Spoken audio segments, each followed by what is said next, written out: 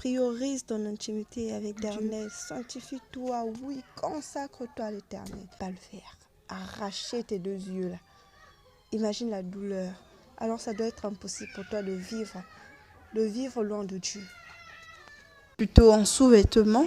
Il t'est vraiment impossible de te promener comme ça. C'est vraiment impossible que tu partes à l'école, au travail, comme ça. Oui, c'est vraiment impossible. Priorise ta vie, ton être.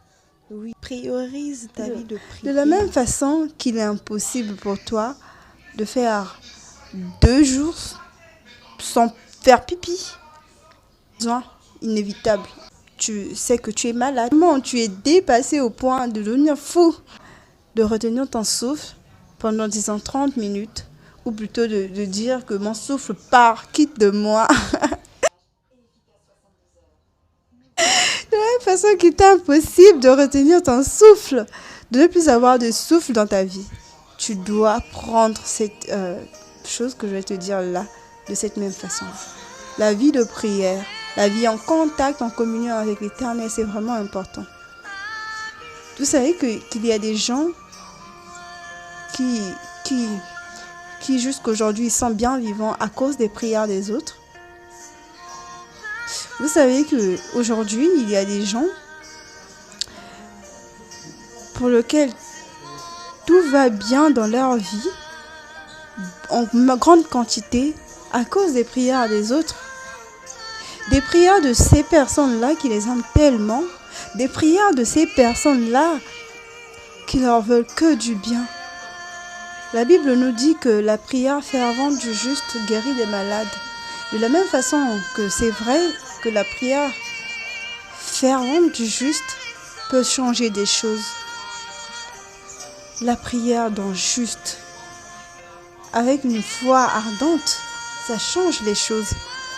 Une fois, au moins de cette taille, tu pourrais dire à cette montagne, déplace-toi, les choses. Vous voyez donc, comme il est important pour nous que notre vie de prière soit primordiale, vraiment extrêmement important, et ça doit être inévitable. On ne doit pas s'en détacher. C'est impossible pour toi de chauffer le fer et de déposer sur ton pied, de prendre une lame de gilette, de couper les veines, te blesser.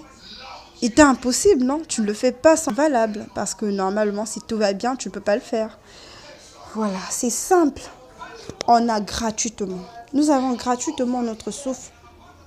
Nous avons gratuitement le sang qui coule dans nos veines. Nous avons gratuitement la force physique de soulever son pied, de le poser à un autre endroit, au fur et à mesure, c'est-à-dire de marcher. Il est gratuit pour nous, parce que c'est vraiment tout un travail que de supporter ton pied, de soulever ton pied, de le déposer ailleurs. C'est vraiment un grand travail. Demandez à ceux qui sont malades dans des difficultés. Ils envoient des couleurs, ils envoient des choses. Donc, ne négligeons pas ce que nous avons la capacité de faire, qui surtout est bien, juste pour banaliser, disant que je préfère prendre mon temps. Non, il n'y a pas de temps à perdre. Ce qui nous manque, c'est ça, c'est le temps. De la même façon qu'on doit se laver chaque jour, s'habiller et toujours. De la même façon que tu ne peux pas prendre le couteau et transpercer ton cœur. Vous voyez, tous ces exemples que je suis en train de dire, c'est juste pour dire que c'est vraiment important. Tu ne peux pas faire ces actions sans que tu sois vraiment malade ou que tu n'aies plus de raison du tout, tu vois. C'est vraiment impossible pour nous de faire ce que j'ai dit là. Juste comme ça, tu prends le fer chauffé, tu poses sur ta joue. Juste comme ça pour voir le goût, la douleur que ça fait, la sensation que ça fait. Tu prends une lame de gilet, tu te coupes la langue. Tu vois que c'est bête, c'est impossible, tu ne peux pas le faire. Disons bien la vérité, tu ne peux pas le faire. Alors pourquoi toi, en tant que chrétien, un enfant de Dieu, tu prends de la lourdeur en ce qui concerne les affaires de Dieu? Les affaires de Dieu, ce sont les affaires de ton Père. En tant qu'enfant, tu te dois d'être soumis, d'être respectueux, d'être adorable, tu vois.